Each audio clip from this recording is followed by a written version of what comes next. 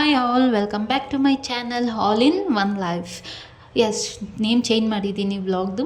ಅಂದರೆ ಫಸ್ಟ್ ಬಂದು ಮನುಹಿತಾ ಕನ್ನಡ ವ್ಲಾಗ್ಸ್ ಅಂತಂದಿತ್ತು. ಸೊ ಇವಾಗ ಅದನ್ನು all in one life Kannada vlogs ಅಂತ ಚೇಂಜ್ ಮಾಡಿದ್ದೀನಿ. ಏನಕ್ಕೆ ಚೇಂಜ್ ಮಾಡಿದೆ ಅಂತಂದು ನೆಕ್ಸ್ಟ್ ವೀಡಿಯೋಸಲ್ಲಿ ನಾನು ನಿಮಗೆ ಹೇಳ್ತೀನಿ. ಸೊ ಬೆಳಗ್ಗೆ ಎದ್ದಿದ ತಕ್ಷಣ ಒಂದು ಲೋಟ ಬಿಸಿನೀರು ಕುಡಿದ್ಬಿಟ್ಟು ವೈಟ್ ಚೆಕ್ ಮಾಡ್ತಾಯಿದ್ದೀನಿ. ಸೊ ನೋಡ್ತಿರ್ಬೋದು 61.85 ಇದೆ ಇವಾಗ.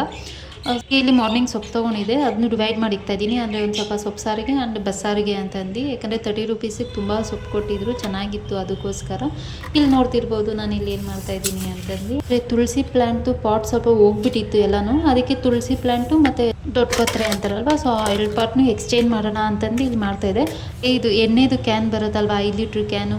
ಸೊ ಅದನ್ನ ಏನಕ್ಕೆ ವೇಸ್ಟ್ ಮಾಡೋದು ಅಂದ್ಬಿಟ್ಟು ಇದೇ ಫಸ್ಟ್ ಟೈಮ್ ನಾನು ಈ ಥರ ಮಾಡ್ತಾಯಿರೋದು. ಆ ಕ್ಯಾನ್ನ ಕಟ್ ಮಾಡಿಕೊಂಡೆ, ಕಟ್ ಮಾಡಿಕೊಂಡು ಅದಕ್ಕೆ ಮಣ್ಣು ತುಂಬ್ತಾಯಿದ್ದೀನಿ. ಅಂದರೆ ನಮ್ಮ ಮನೆಗೆ ಎದುರುಗಡೆ ಅದು ಗಾರ್ಡನ್ ಇದೆ ಅಂತ ಹೇಳಿದ್ನಲ್ವ, ಸೊ ಅಲ್ಲಿಂದನೇ ಸ್ವಲ್ಪ ಮಣ್ಣು ತೊಗೊಂಡು ಬಂದೆ, ಆ ಬಕೆಟ್ ಫುಲ್ಲೂ. ಆ ಮಣ್ಣು ತೊಗೊಬಂದು ಅದೇನು ಕಟ್ ಮಾಡ್ಕೊಂಡಿದ್ದೆ ಅದಕ್ಕೆ ಫಿಲ್ ಮಾಡ್ತಾಯಿದ್ದೀನಿ. ಅಂದರೆ ಇನ್ನೂ ಏನು ಹಾಕಬೇಕು ಅಂತಂದು ಯೋಚನೆ ಮಾಡಿಲ್ಲ. ಬಟ್ ನಾನು ಪುದೀನ ಹಾಕೋದು ಇಲ್ಲ ಕೊತ್ತಂಬರಿ ಸೊಪ್ಪು ಹಾಕೋದು ಅಂತ ಅಂದ್ಕೊಂಡಿದ್ದೀನಿ. ಸೊ ಅದು ಫೈನಲ್ ಆದಮೇಲೆ ನಾನು ನೆಕ್ಸ್ಟ್ ವ್ಲಾಗ್ಸಲ್ಲಿ ತೋರಿಸ್ತೀನಿ ಏನು ಹಾಕಿದ್ದೀನಿ ಅಂತಂದು. ಆಲ್ಮೋಸ್ಟ್ ಮೇ ಬಿ ಪುದೀನನೇ ಹಾಕ್ತೀನಿ ಅನಿಸುತ್ತೆ, ನೋಡೋಣ ಹೆಂಗೆ ಬರುತ್ತೆ ಅಂತ ಅಂದ್ಬಿಟ್ಟು. ಅದಕ್ಕೋಸ್ಕರ ಇಲ್ಲ ಅದನ್ನು ರೆಡಿ ಮಾಡ್ಕೊಳ್ತಾ ಇದ್ದೀನಿ ಫುಲ್ಲು ಹಾಕ್ಬಿಟ್ಟು. ಆಮೇಲೆ ಈ ಮಣ್ಣಿಗೆ ಗೊಬ್ಬರ ಎಲ್ಲ ಹಾಕೋಷ್ಟೇನಿರಲ್ವಂತೆ, ಅಂದರೆ ಅವರೇ ಮಿಕ್ಸ್ ಮಾಡಿರ್ತಾರಂತೆ. ಅದನ್ನು ಕೇಳಿದೆ ಏನಾದರೂ ಹಾಕ್ಬೇಕಾ ಅಂತಂದು. ಇಲ್ಲ ನಾವೇ ಎಲ್ಲ ಮಿಕ್ಸ್ ಮಾಡಿದ್ದೀವಿ ಅಂತಂದು ಹೇಳಿದ್ರು. ಸೊ ನೋಡ್ತಿರ್ಬೋದು ತುಳಸಿ ಗಿಡನ ಈ ಪಾಟಿಗೆ ಶಿಫ್ಟ್ ಮಾಡಿದೆ. ಫಸ್ಟು ಇನ್ನೊಂದು ಪಾಟ್ ಇತ್ತು, ಆಮೇಲೆ ತೋರಿಸ್ತೀನಿ, ಹಂಗೇ ನೋಡ್ತಾಯಿರಿ. ಅಂದರೆ ಅದೆಲ್ಲ ಸೈಡ್ಸಲ್ಲಿ ನೋಡಿ ಇಲ್ಲಿ ಹೋಗ್ಬಿಟ್ಟಿತ್ತು ಸ್ವಲ್ಪ, ಅದಕ್ಕೆ ತುಳಸಿ ಯಾಕೆ ಆ ಥರ ಪಾಟಲ್ಲಿ ಇಕ್ಕೋದು ಬೇಡ ಅಂತಂದು ಅನ್ನಿಸ್ತು. ಅದಕ್ಕೋಸ್ಕರ ಚೇಂಜ್ ಮಾಡಿದೆ. ಮತ್ತು ಇದು ದೊಡ್ಡ ಪಾತ್ರೆ ಅಂತಂದು ಎಲ್ಲರಿಗೂ ಗೊತ್ತಿರುತ್ತೆ, ಆಲ್ಮೋಸ್ಟ್ ಮಕ್ಕಳಿರೋ ಮನೆಯಲ್ಲೆಲ್ಲ ಇಟ್ಟಿರ್ತಾರೆ. ಅಂದರೆ ಅವ್ರಿಗೆ ಕೆಮ್ಮು ಶೀತ ಆದಾಗೆಲ್ಲ ಕೊಡೋದಕ್ಕೆ. ಅದಾದಮೇಲೆ ಟಿಫನ್ ಮಾಡಿಕೊಂಡು ಸೊ ಮಧ್ಯಾಹ್ನಕ್ಕೆ ಬೆಂಡೆಕಾಯಿ ಪಲ್ಯ ಮಾಡೋಣ ಅಂತಂದು ರೆಡಿ ಮಾಡ್ಕೊಳ್ಳೋಣ ಅಂತ ಮಾಡ್ಕೊತಾ ಇದ್ದೆ. ನೋಡ್ತಿರ್ಬೋದು ಬೆಂಡೆಕಾಯಿ ಮೇಲಿಂದ ನೋಡೋದಕ್ಕೆ ಎಷ್ಟು ಚೆನ್ನಾಗಿದೆ ಅಂತಂದ್ಬಿಟ್ಟು, ಬಟ್ ಕಟ್ ಮಾಡಿದ್ರೆ ನೋಡಿ ಒಳಗಡೆ ಎಷ್ಟು ಹುಳ ಇದೆ ಅಂತಂದು ನೋಡ್ತಾಯಿದ್ರೆ ನನಗೆ ತಿನ್ನೋಕ್ಕೆ ಮನಸ್ಸು ಬರ್ತಾ ಇರಲಿಲ್ಲ. ಇದರಲ್ಲಿ ಹೆಂಗಪ್ಪ ಪಲ್ಯ ಮಾಡಿ ತಿನ್ನೋದು ಅಂತೈತೆ. ಅಂದರೆ 1-2 ಆಲ್ಮೋಸ್ಟ್ ತೊಗೊಂಡಿದ್ದು ಫುಲ್ಲು ಒಂದು ಕಾಲು ಭಾಗ, ನಾನು ಅರ್ಧ kg ತೊಗೊಂಡಿದ್ದೆ, ಅದರಲ್ಲಿ ಕಾಲು ಭಾಗ ಬೆಂಡೆಕಾಯಿ ಹಿಂಗೆ ಆಗಿತ್ತು ನೋಡಿ. ಮೇಲಿಂದ ನೋಡೋದಕ್ಕೆ ತುಂಬ ಚೆನ್ನಾಗಿದೆ, ಅಂದರೆ ನಾನು ಎಳೆದೇ ತೊಗೊಂಡಿದ್ದೆ ಹಾಕ್ಕೊಂಡು ಸಹ. ಬಟ್ ಕಟ್ ಮಾಡಿದ್ರೆ ನೋಡಿ ಹೆಂಗಿದೆ.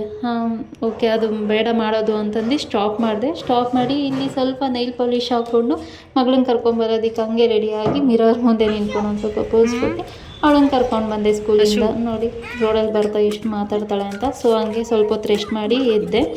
ಈವ್ನಿಂಗು ಒಂದು ಪಾರ್ಸಲ್ ಬಂದಿತ್ತು, ಓಪನ್ ಮಾಡೋಣ ಅಂತ ಮಾಡ್ತಾಯಿದ್ದೆ. ಅಂದರೆ ಚಾಪಿಂಗ್ ಬೋಲ್ ತರಿಸಿದ್ದೆ ಮೀಶೋಯಿಂದ. ಕ್ವಾಲಿಟಿನೂ ತುಂಬ ಚೆನ್ನಾಗಿದೆ, ನೋಡಿ ಎಷ್ಟು ಚೆನ್ನಾಗಿದೆ ಅಂತಂದು. ಲಿಂಕ್ ನಾನು ಡಿಸ್ಕ್ರಿಪ್ಷನಲ್ಲಿ ಕೊಟ್ಟಿರ್ತೀನಿ, ಒಂದು ಟೈಮ್ ಚೆಕ್ ಮಾಡಿ ನೋಡಿ. ಈವ್ನಿಂಗ್ ನೋಡಿ ಎಷ್ಟು ಮಳೆ ಬರ್ತಾಯಿತ್ತು, ಇಲ್ಲಿ ತುಂಬ ಚೆನ್ನಾಗಿತ್ತು ವೆದರು.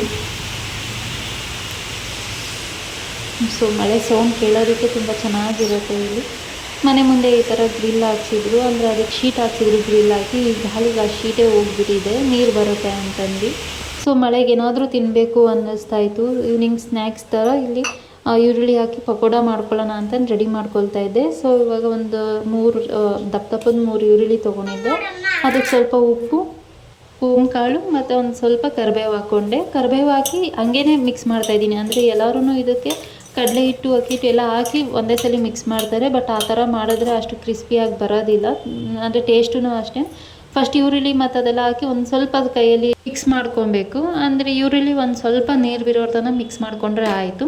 ಸೊ ನಾನಿಲ್ಲಿ ಒಂದು ಬೌಲಲ್ಲಿ 1/2 ಬೌಲು ಕಡಲೆ ಹಿಟ್ಟು ತೊಗೊಂಡಿದ್ದೀನಿ. ಅದಕ್ಕೊಂದು 4 ಸ್ಪೂನು ಅಕ್ಕಿ ಹಸಿಟ್ಟು, ಒಂದು 3 ಸ್ಪೂನು ರವೆ, ಚಿರೋಟಿ ರವೆ ಅಂತಾರಲ್ಲ ಆ ರವೆ ತೊಗೊಂಡಿದ್ದೀನಿ 3 ಸ್ಪೂನು. ಇದನ್ನೆಲ್ಲ ಹಾಕಿ ಮಿಕ್ಸ್ ಮಾಡಿಕೊಂಡೆ. ನಾನಿಲ್ಲಿ ಯಾವುದೇ ರೀತಿ ಸೋಡಾ ಅದೇನು ಮಿಕ್ಸ್ ಮಾಡ್ತಾಯಿಲ್ಲ. ಅದಕ್ಕೊಂಚೂರು ಖಾರದ ಪುಡಿ, ಅಂದರೆ ನಾನು ಮೆಣಸಿನ್ಕಾಯಿ ಹಾಕ್ಕೊಂಡಿದ್ದೆ, ಹಸಿಮೆಣ್ಸಿನ್ಕಾಯಿ ಗೊತ್ತಲ್ಲ, ನನ್ನ ಮಗಳು ಫಸ್ಟೇ ಖಾರ ತಿನ್ನಲ್ಲ. ಅದಕ್ಕೋಸ್ಕರ ಒಂದು ಅರ್ಧ ಸ್ಪೂನ್ ಖಾರದ ಪುಡಿ ಹಾಕ್ಕೊಂಡು ಎಷ್ಟು ನೀರು ಬೇಕು ಅಷ್ಟು ನೀರು ಹಾಕ್ಕೊಂಡು ಮಿಕ್ಸ್ ಮಾಡ್ಕೊಬೇಕು. ಸೊ ಇಲ್ಲಿ ನಾವು ಹೆಂಗೆ ಎಷ್ಟು ಚೆನ್ನಾಗಿ ಮಿಕ್ಸ್ ಮಾಡ್ತೀವಿ ಅಷ್ಟು ಚೆನ್ನಾಗಿ ಪಕೋಡ ಬರುತ್ತೆ. ನೋಡಿ ಮಿಕ್ಸ್ ಮಾಡಿದ್ಮೇಲೆ ಎಣ್ಣೆ ನಾನು ಫಸ್ಟೇ ಕಾಯಕ್ಕೆ ಇಟ್ಕೊಂಡಿದ್ದೆ. ಸೊ ಎಣ್ಣೆ ಕಾದ್ಮೇಲೆ ಪಕೋಡನೆಲ್ಲ ಎಣ್ಣೆಗೆ ಹಾಕಬೇಕು.